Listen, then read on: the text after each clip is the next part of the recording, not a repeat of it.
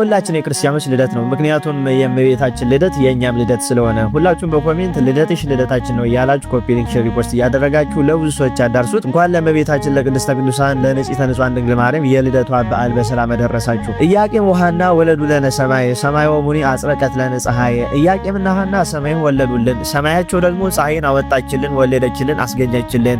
የዓለማችን ወላጆች ነቢያት፣ ሐዋርያትን፣ ጻድቃን፣ ሰማዕታትን ወልደው ከብረዋል፣ ተመስግነዋል።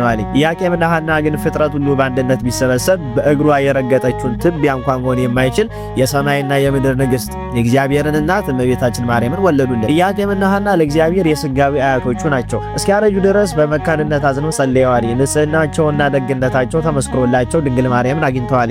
ከአዳም ስህተት በኋላ ያለ ጥንተ አብሶ የተወለደች የመጀመሪያዋ ሰው ድንግል ማርያም ሆናለች። ኢሳይያስ 1:9 ለጨለማው ዓለም የብርሃን መቅረዝ ሆና ትጠቅመን ዘንድ አንድም ትንቢቱና ምሳሌ ይፈጸም ዘንድ እመቤታችን ቅድስት ድንግል ማርያም በዚህች ቀን ግንቦት 1 በሊባኖስ ተራራ ላይ ተወልዳለች። ሙሽራዬ ሆይ ከሊባኖስ ከኔ ጋር ነይ መኃልየ 4:8 ከነገደ ይሁዳ የሚወለድ ቅዱስ ኢያቄም የሚባል ደግ ሰው ከነገደ ሌዊ ወይም አሮን የተወለደች ሐና የምትባል ደግ ሴት አግብቶ በሕጉ ጸንተው በሥርዓቱ ተጠብቀው ይኖሩ ነበር። ነገር ግን በዘመኑ ሰዎች ልጅ የላቸውም በሚል ይናቁ ነበር። ኦሪታውያን ልጅ የሌለውን ፍጡር በረከት ከጸጋ እግዚአብሔር የራቀ ነው ብለው ያምኑ ነበር። ኢያቄምና ሐና ልጅ እንዲሰጣቸው ሲያዝኑ ሲጸልዩ ዘመናቸው አልፎ አረጁ። እነርሱ ግን የሚያመልኩት የአብርሃምንና የሳራን አምላክ ነውና ተስፋ አልቆረጡም። የለመኑትን የማይነሳ ጌታ በስተልጅናቸው ድንቅ ነገርን አደረገላቸው። አንድ ቀን እርግቦች ከጫጩቶቻቸው ጋር ሲጫወቱ የተመለከተች ቅድስት ሐና ፈጽማ አለቀሰች። እንስሳትና አራዊትን እጽዋትን ሳይቀር በተፈጥሯቸው እንዲያፈሩ የምታደርግ አምላክ ምን ነው ሐናን ድንጋይ አድርገህ ፈጥረሃታልን ብላ አዘነች። ይህን የተመለከተ ቅዱስ ኢያቄም ወደ ተራራ ወጥቶ ሱባኤ ያዘ። ለ40 ቀናትን ሲጸልይና ሲማልል ቆየ። በ40ኛውም ቀን ሁለቱ ሕልምን ያልማሉ። እሱ ነጭ ርግብ ሰማያትን ሰንጥቃ ወርዳ በሐና ቀኝ ጆሮ ገብታ በማኅፀኗ ስትደርስ አየ። እርሷ ደግሞ የኢያቄም በትር አብቦ አፍርቶ ጣፋጭ ፍሬውንም ሁሉ ሰው ሲመገበው ታያለች። ቅዱስ ኢያቄም ከሱባኤ እንደተመለሰ ያዩትን ተጨዋውቶ ፈቃድ እግዚአብሔር ይሁን አሉ። ለ7 ቀናትን በጋራ እግዚአብሔርን ሲለምኑ ሰነበቱ። በ7ኛውም ቀን ማለትም ነሐሴ 7 መልአከ ብስራት ቅዱስ ገብርኤል ክንፉን እያማታ ወደ እነርሱ ወረደ። ዓለም የሚድንባት የፍጥረት ሁሉ መመኪያ የሆነች ልጅ ትወልዳላችሁ ብሏቸው ተሰወረ።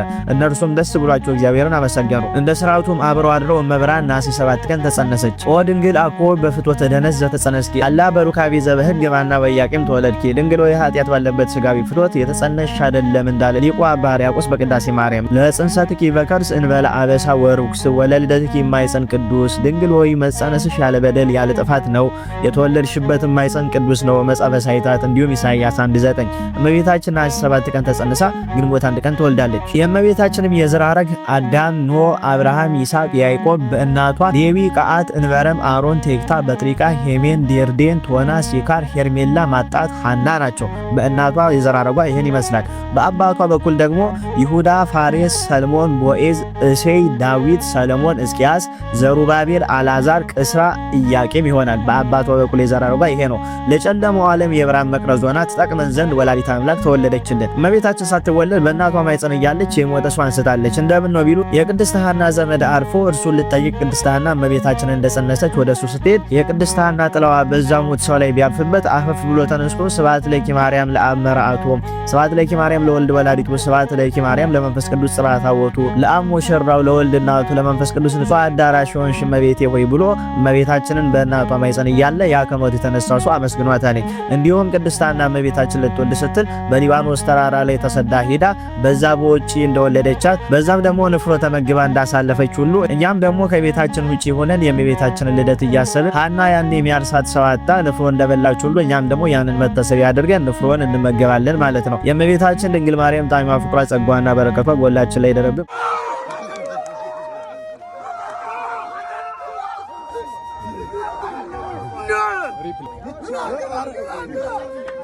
እሺ ይሄም ኖርማል ነው አይደለ? ልብሰ ተክህኖ ለብሶ እግዚአብሔርን ሲያመሰግኑበት በቆዩበት አንደበት ማንቸስተር አሸነፈ ብሎ እንደዚህ እንዳጋንን ተመጮ ኖርማል ነው። እነዚህ ልጆች ልብሰ ስብሐትን እግዚአብሔርን የሚያገለግሉበትን ልብስ ለብሶ አገልግሎት ላይ ያሉ ቁጭ ብሎ ይሄን እንኳን ሲከታተሉም ነበረ ማለት ነው። ነገ ከነገ ወዲያ ደግሞ ዲያቆናቱ ተንሶ ለጸሎት እያሉ በዚህ የገሌን ኳስ ጨዋታ ይመለከታሉ ማለት ነው። ኃጢአትን በአደባባይ እየሰበኩ እንዲህ እየኮሩበት ግን ማንም አይናገራቸው የምትሉ መንፈሳዊ ኮንቴንት ላይ ቁጭ ብላችሁ የምትሰሩ ሰዎች ማፈር መቻል አለባችሁ። እነዚያውን ለማናራ ይሆናሉ። ኳስን ማየት ራሱ ራሱን ችሎ ጣዖት አምላኪነት ሆኖ ሳለ ከዛም ደግሞ ድንበር ልፍ ብሎ ደግሞ ቁጭ ብሎ እግዚአብሔርን የሚያገለግሉበት ልብሰ ተክህኖ ለብሰው እግዚአብሔርን በሚያገለግሉበት ሰዓት ለዛ ዓላማ ሄደው ግን ኳስ ቁጭ ብለው አይተው ኳሱ ደግሞ ውጤቱ አሪፍ ሲሆን እንዲህ መዝለል እንዲህ መጮህ ተገቢ ነው ለእናንተ አይደል? ግን ለኛ ይሄ ኖርማል አይደለም። ይሄ ጋጠወጥነት አላዋቂነት ነው። የዚህ ሁሉ ተጠያቂ ደግሞ ቢኖር የዚህ ሰንበት ትምህርት ቤት ሊቀመንበር ኮሚቴዎች ናቸው። በመጀመሪያ ደረጃ ሰንበት ትምህርት ቤትን ለመምራት አዋቂ መሆን ያስፈልጋል። ዝም ብላችሁ እዛ ሰንበት ትምህርት ቤት ስለከረማችሁ ብቻ ሊቀመንበር ሆናችሁ ትሾሙና ስርዓተ ቤተክርስቲያን ይጓደል አይጓደል አያገባችሁም። እንዲህ ልጆቻችሁ የዝማሬ ልብስ ለብሰው እንዲህ እንደ አጋንንት ሲጮና ሲዘሉ እንደፈለጉት ሲሆኑ ምንም አትናገሯቸውም። ይቅርና እሺ እንዲህ ሆኑ እኛ ባናውቀውና እዛው ተቀርጾ ቢቀርሳ ምን ችግር ነበረው? ሳታፍሩበት አንጥታችሁ እዚህ ሚዲያ ላይ ለቃችሁ እዩልን ማለት ምን የሚሉት ተግባር ነው? ይሄ ለኛ ኖርማል አይደለም። ሰንበት ትምህርት ቤት ውስጥ ስትኖሩ ወይ ዕውቀት ወይ ህይወት ሊኖራችሁ ይገባል። ወይ ክርስቲያናዊ ዕውቀት ወይ ክርስቲያናዊ ህይወት ሊኖራችሁ ይገባል። ቢችሉ ሁለቱንም አጣምራችሁ መያዝ ይገባችኋል። ዕውቀታችሁ ወደ ህይወት ይመራችኋል፣ ህይወት ደግሞ ወደ ዕውቀት ይመራችኋል። ስለዚህ ይሄን ሁለቱ ሳይኖራችሁ ዝም ብሎ መዘመር፣ ዝም ብሎ መንጫጫት፣ ዝም ብሎ ለሌሎች ራስን አሳልፎ መዘባበቻ አድርጎ መስጠት። በእናንተ ምክንያት ስንቱ ሰንበት ትምህርት ቤት አሁን ይሰደባል። በእናንተ ምክንያት ስንቱ ሰንበት ትምህርት ቤት ይወቀሳል። በእናንተ ምክንያት ሰንበት ትምህርት ቤት ማለት እንዲህ ነው እንዴ? አልባስ ለብሶ ለቋስ ፍቅር እንዲመስለን ነው እንዴ? የሚያስብልን ትችት ያመጣል። ስለዚህ ብታውቁ ስርዓተ ቤተክርስቲያንን እየጣሳችሁ እግዚአብሔርን እየተዳፈራችሁ ነው። ቢያንስ እንደ አንድ ሰንበት ተማሪ እንደ አንድ እንደተማረ ሰው ጊዜያችሁን ሰውታችሁ ስሜታችሁን ገበራችሁ ስንት ነገር ትታችሁ ኳስ ቁጭ ብላችሁ ባልተመለከታችሁ ነበረ። ያም ይቅርና ከነ ልብስ ተከማችሁ ቁጭ ብላችሁ ተመልክታችሁ ደግሞ አሸነፈልን ማንቸስተር ዩናይትድ ብላችሁ እንደዚህ መጫዋችሁና ማላገጣችሁ በጣም ያሳዝናልኝ። ስለዚህ አስተካክሉ፣ ተስተካከሉ፣ ተማሩ፣ እወቁ። የምትማሩትን በጥቂቱ ለመኖር ሞክሩ። ይሄ መፍረድ ሳይሆን በአደባባይ የሚሰበክን ኃጢአት አቁሙ ብሎ መናገር ነው። ኃጢአተኛ ነን ሁላችንም፣ ግን ደግሞ ኃጢአታችንን ለንስሐ አባታችን እንጂ ለሚዲያ አናሳየ።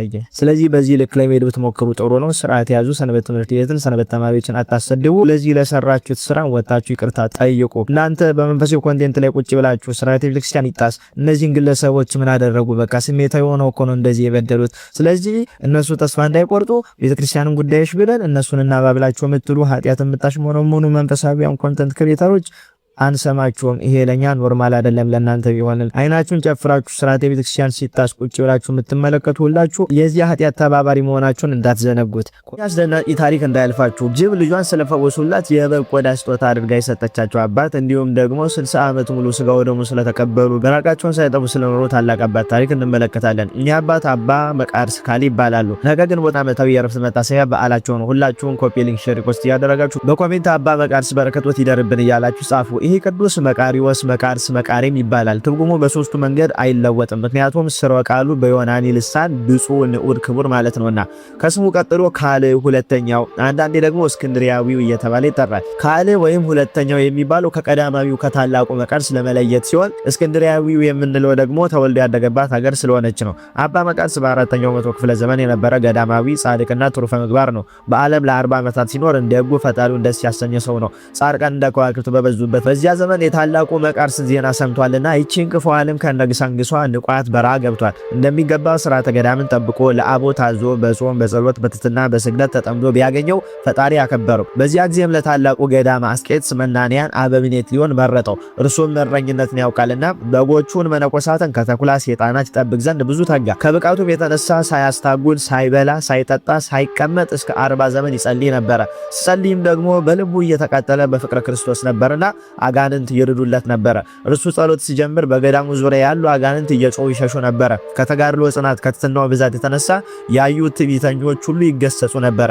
በዘመኑም ብዙ ታምራትን ሰርቷል። ከነዚያም ታምራት መካከል አንድ ቀን በባቱ ሳለ ጅብ መታ ተማጸነችው። ልብሱንም እየወተተች አብሯት እንዲሄድ እየመራች ወደ ዋሻ ወሰደችው። ወደዛ ዋሻ ቢደርስም ልጆቿ በሙሉ አይነ ስውራን ሆኖ አገኛቸው። እርሱም ወደ መሬት ምራቁን እንትፍ ብሎ በጭቃ ለውሶ ቢቀባቸው የሁሉ አይናቸው በርቷል። ስለ ውለታውም ጅቢቱ የበግ ቆዳ እየጎተተች አምጥታ ሰጥተዋለች። ከሰው ልጅ በቀር እንስሳት ውለታን አይረሱምና። ቅዱስ መቃርስ ለወትሮ በባዶ መሬት አፈር ላይ ይተኛ ነበረ። ከዚያን ቀን በኋላ ግን ጅቢቱ ባመጣችለት አወዛው ወይም ቆዳው ላይ የሚተኛ ሆኗል። በሀገሩ እስክንድሪያም ለ2 ዓመታት ዝናብ በመጥፋቱ ህዝቡ ተጨንቆ ነበርና ናልን ብለው መልእክት ላኩበት። እርሱም መጥቶ ሲጸልይ መብረቅ የቀላቀለ ዝናብ ጣለ። ዝናቡም ያለ ማቆም ለ2 ቀናት በመዝነቡ ህዝቡ ፈርቶ አባታችን ስለ ኃጢአታችን እንዳንጠፋ ለምንልን አሉት። እርሱም በጸሎቱ በፈጣሪው ኃይል እንደወደዱት ዝናቡን አቆመላቸው። የአባ መቃርስ ዜና ህይወትና ታምራት ተናግረን አልፈጽመም። ግን አንዲትን ጨምር። ብዙዎቻችን የጌታችን ስጋና ደም አንቀበልም። ያከበርነውና የፈራነው አስመስለን ኃጢአትን ለመጥገብ ቦታን አጋጣሚ ስለምንፈልግ፣ በተቃራኒው ደግሞ አንዳንዶቻችን መለኮት የተዋህደውን የጌታን ስጋ ደም እንደ ተርታ ነገር ያለ ጥንቃቄ ስንቀበል ይታያል። ሁለቱም ግን ስህተት ነው። ፈርተን ፍርሃቱ ጤነኛ ባይሆንም ስለ ራቅን በፍርድ ቀን ማምለጥ አንችልም። ስጋዬን ያልበላ ደሜን ያልጠጣ የዘላለም ሕይወት የለውም ይላልና ዮሐንስ 6:52። እንዲሁም በድፍረት ለምንቀበልም ስጋው እሳት ሆኖ እንዳይበላን ደሙ ባህር ሆኖ እንዳያሰጥመን ልናከብረው ይገባናል። ሳይገባው ከጌታ ስጋና ደም የተቀበለ የጌታ ስጋ ዕዳ አለበት ይላልና አንደኛ ቆሮንቶስ 12:27 ላይ። ታዲያ ለሁላችንም የሚሻለው ንስሐ ገብቶ በፍርሃቱ ነው መቅረብ ነው። ወደ ቀደመ ነገራችን እንመለስና አባ መቃርስ ወደ በረሃ እንደገባ ስጋ ወደሙን ተቀብሎ ነበረ። ቅዱሱ ይህንን እያሰበ ለ60 ዓመታት ስጋ ወደሙን ስለተቀበለ ድራቁን ሳይጠፋ ኑሯል። ቅዱሱም እንዲህ ባለ ተጋድሎ ኑሮ በ100 ዓመቱ በ5ኛው መቶ ክፍለ ዘመን መጀመሪያ አካባቢ በዚህ ቀን አርፏል። የአባ መቃርስ ሬት በረከቱ በሁላችን ላይ ይደርብን። ዲሽ ረክቡን ገብታችሁ ሰብስክራይብ አድርጉልኝ። ይቆያል። ይሄ ግለሰብ ግን ዓላማው ምንድነው? እስቲ የሚለውን ነገር አንድ ባንድ ተከታትለን እንመለስ። ዘፈን ኃጢአት ነው አይደለም? ማህሌት የሚለው ቃል በራሱ ዘፈን ነው። ስለዚህ ዘፈን በልኩ ከሆነ ኃጢአት አይደለም። አሁን ሐዋርያው ቅዱስ ጳውሎስም የሥጋ ስራ አለ እንጂ በነገራችን ላይ ኃጢአት ነው አልገለጸም። እንደዛ ከሆነ ስለ ሀገር የሚዘፍኑ ስለ ጋራ ሸንተረር የሚዘፍኑ ጻድቅ ናቸው ማለት ነው፣ ይጸድቃሉ ማለት ነው። ምክንያቱም ኃጢአት ካልሆነ በጎ ስራ እየሰሩ ነው ማለት ነው። ምንም ጥርጥር የለውም። መዝሙሩ በራሱ ዘፈን ነው። በቁሙ ዘፈን ግን ኃጢአት አይደለም። በቁሙ ዘፈንና መዝሙር ልዩነት ምንድን ነው? ባጭሩ ማዳመጡም መዝፈኑም በጣም ይሄን ያክል ተለጥጦ እንደ ችግር ሆኖ ይወራለት የሚችል ጉዳይ አይደለም እያልኩ ነው። ስለዚህ ኦርቶዶክስ በሙሉ ዘፋኝ ሊሆን ነው፣ ዘፈን አዳማጭ ሊሆን ነው ማለት ነው። ዘፈኑ እኮ ያለው ቀጠቃሉ ከዛ እንደዛ ከሆነማ እንደገና ደግሞ ጳውሎስ ዘፈን የሥጋ ስራ ነው ሲል አሁን የእነሱን ዘፈን እየተቃወመ ነው ማለት ነው። እዛ ውስጥ ምን ያገባል? ቤተክርስቲያኒቱ ሃይማኖት እዛ ውስጥ ምን ያገባዋል? ይህ ሰውዬ ብዙውን ጊዜ አይታችሁት ከሆነ የቤተክርስቲያን መምህራን፣ የቤተክርስቲያን አስተማሪዎች፣ ስርዓትን የሚያውቁ የፍትሐ ነገሥት መምህራን እያሉ እዚህ ግባ የማይባሉ ሰዎችን አምጥቶ እዚህ ጋራ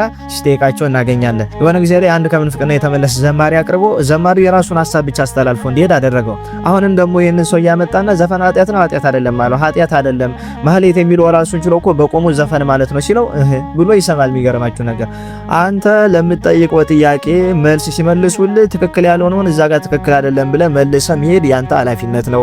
ዝም ብለህ ያ ሰው እየመጡ ዘፈን ኃጢአት አይደለም ማህሌት ማለት ዘፈን ነው ብሎ ሲሄድ እኮ ሐሳቡን አስተላልፎ ሄደ። ይሄ ሐሳብ ልክ አይደለም፣ ከየት አመጣው፣ ማስረጃስ ምንድነው ብለህ መናገርና ማስተካከል ሲገባ አንተ ግን የራስ ፖድካስት ብቻ እንዴት ስለምፈልግ ማንም ሰው ትክክል የሚሆን ትክክል ያልሆነ ሐሳብ አያስተላልፍም ሳያገባ ቁጭ ብለህ ዘፈን ኃጢአት አይደለም ቅዱስ ዳዊት ዘፍኗል፣ እንደዚህ ከሆነ ደግሞ ዘፈን መስፈን ጥሩ ነው ብሎ እየተናገረ ይሄዳ ያ ሰውዬ አረተው ከየት አመጣው ማስረጃ ምንድነው ከየት ላይ አነበብከው ብለህ ሳትጠይቅ።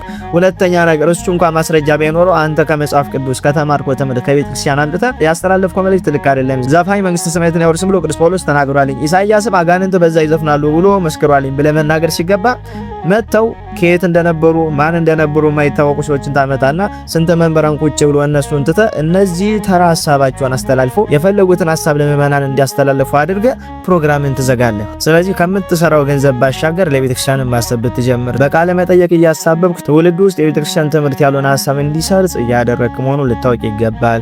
ምቀርቡት የምታውቁት ሰዎች ይሄንን ሰው ምከሩት። የመጻሕፍት መምህራን፣ የፍትሐ ነገሥት፣ የመነኮሳት፣ የአዲሳት፣ የሊቃውንት እነዚህን መምህራንን አንጥተህ ጠይቅ።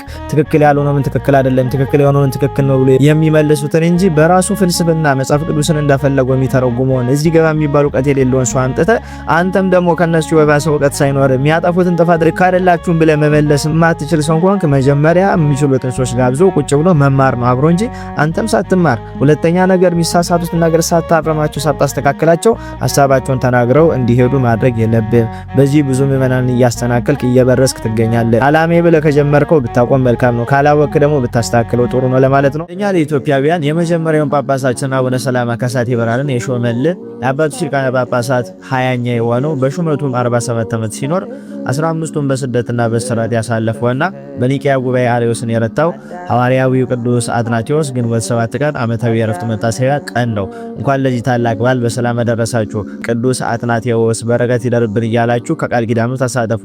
አትናቴዎስ ማለት ሞት ህልፈት የሌለበት ህይወት ማለት ነው። ሐናፊ ከሚባል የእስላም ነገድ የተገኙ እንደሆኑ መጽሐፈ ስንክሳሩ ይጠቅሳል። በኋላም ለአባቶች ሊቃነ ጳጳሳት 20ኛው የእስክንድርያ ሊቀ ጳጳሳት የሆኑ ታላቅ የቤተ ክርስቲያን ባለውለታ ናቸው።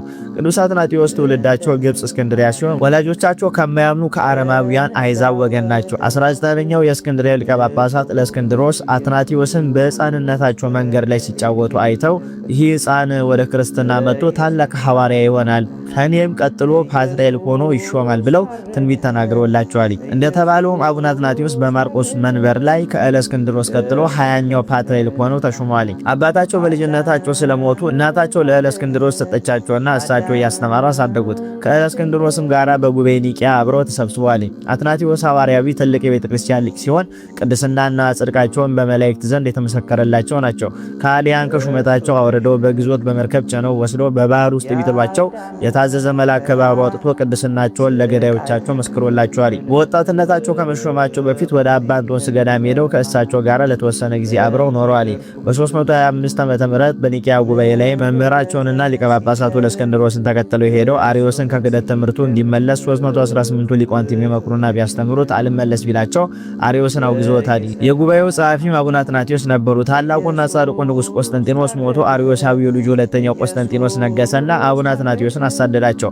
አባታችን በማርቆስ ወንበር ላይ 20ኛው ፓትርያርክ ሆነው በሹመት 47 ዓመት ሲኖሩ 15ቱን ዓመት በስደትና በእስራት ነው ያሳለፉት። አረማዊያኑ በኃይል 5 ጊዜ እንዲሰደዱና 3 ጊዜ ደግሞ ከስልጣናቸው እንዲወርዱ አድርገዋቸዋል።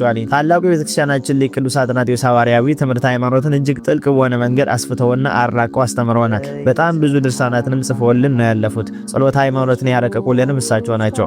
ለኛ ለኢትዮጵያውያን የመጀመሪያው ሊቀ ጳጳሳችንና አቡነ ሰላማ ከሳቴ ብርሃንንም የሾሙልን እሳቸው ናቸው። እንዲህ ባለ ተጋድሎም ኖሮ እግዚአብሔርን አገልግለው ድንቅ የሆኑ ታምራትን ሰርቶ ከሐዋርያት ቀጥለው ታላቅ ስምን ተክለው ግንቦት 7 ቀን በ374 ዓ.ም ከዚህ ዓለም ድካም አርፈዋል።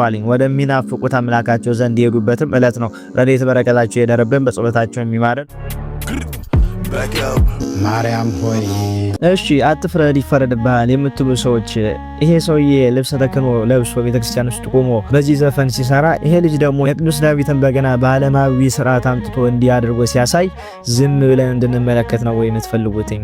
አትፍረድ ይፈረድብሃል። ይሄ ሰውዬ በአደባባይ ኃጢአትን እየሰራ ኃጢአትን እየሰበከ ስርዓተ ቤተክርስቲያንን እየጣሰ ነው እና ይሄን ሰውዬ ማረም ተገቢ አይደለም ብላችሁ ነው የምታስቡት? እነዚህ ልጆች እረፉ። ለሌሎች አርአያ እየሆናችሁ አይደለም፣ ኃጢአት እየሰራችሁ ነው። ይሄ ልብሰ ተክህኖ ተለብሶ ቅዱሳን መላእክት የሚሳተፉበት ጌታችን መጥቶ የሚፈተትበት ድንግል ማርያም በምትገኝበት ቅዳሴ ላይ የሚለበስ ልብሰ ተክህኖ እንጂ እንደዚህ ወስደህ የምትቀልድበት ልብሰ ተክህኖ አይደለም ብሎ መናገር ፈራጅ ያስበላል። በእናንተ ሐሳቤ ነገም ከነገም ወዳ ቅዳሴ ማሉ ነው ስርዓተ ቤተክርስቲያን ላይና ንዋየ ቅዱሳት ላይ እንደፈለጉ ሲያላግጡ ተመልክተን ዝም ብለን እንድናልፍና አፋችንን ሞልተን እንዳንናገር ልታሸማቅቁን የምታደርጉት ነገር ነው። አትፍረድ ይፈረድብሃል። ጌታችንም እኮ ኃጢአት የሌለበት እሷን ይውገራት ብሎ እንዳንፈርድ አስተምሮናል ትላላችሁ። ኃጢአት የሌለበት ሰው ይውገራት ካለ በኋላ እነዛ ሰዎች ሲበተኑ ጌታችን ምን ብሏታል? ያችን ሴት ዳግመኛ ኃጢአትን አትስሪ ብሎ የተናገረውንም መናገር አትደፍሩም። አንድ ሰው ኃጢአትን ሰርቶ ሲወቀስ ዳግመኛ እንዳይሰራው ነው እንጂ ድጋሚ በዛ ኃጢአት ውስጥ ተመላልሶ እግዚአብሔርን የተዳፈረ እንዲኖር አይደለም። ጌታችን ኃጢአት የሌለበት ከእናንተ መካከል ይውገራት ብሎ የተናገረው በዚህ አማካኝነት ነው። ስለዚህ እናንተ ግለሰቦች ይሄንን ቪዲዮ ብታወርዱት እናንተም የወደፊት ታሪካችሁ ስታውቁት የምትሸማቀቁበት ነውና ከዚህም በኋላ ዓለማዊ ላይ የምታዩትን ትሬንድ በቤተክርስቲያንን ሞክሮ ብላችሁ አትምጡ። ቤተክርስቲያን የማይነካ ስርዓት አላት። ከባህልና ከትውፊት አፈንግጣችሁ እንደፈለግን በራሳችን ስሌትና መንገድ እንሄዳለን። ዓለም ያደረገችውን እናደርጋለን። ዓለምን እንመስላለን። ቤተክርስቲያንን በዛ እንዋጃታለን ብላችሁ የምታስቡ እንደዚህ አይነት ስራ የምትሰሩ ሰዎች ብታስተካክሉ መልካም ነው። እናንተ ደግሞ ማንም ሰው ምንም ያደርግ አትናገሩት ብላችሁ የምትናገሩ ሰዎች አደብ ብትይዙ መልካም ነው። ስርዓተ ቤተክርስቲያን ሲፈርስ ቤተክርስቲያን በዚህ ልክ ስትናቅ ልብሰ ተክህኖ ካህኑ ለብሶ የሚቀድስበትን ልብስ በዚህ ልክ ሲቀልድበት ነገ ምስሩት የቅዳሴውን ማስፈራት ሲሆን የዚህ ልጅ ቀልድ መሆኑን ማሰብ መቻል አለባችሁ።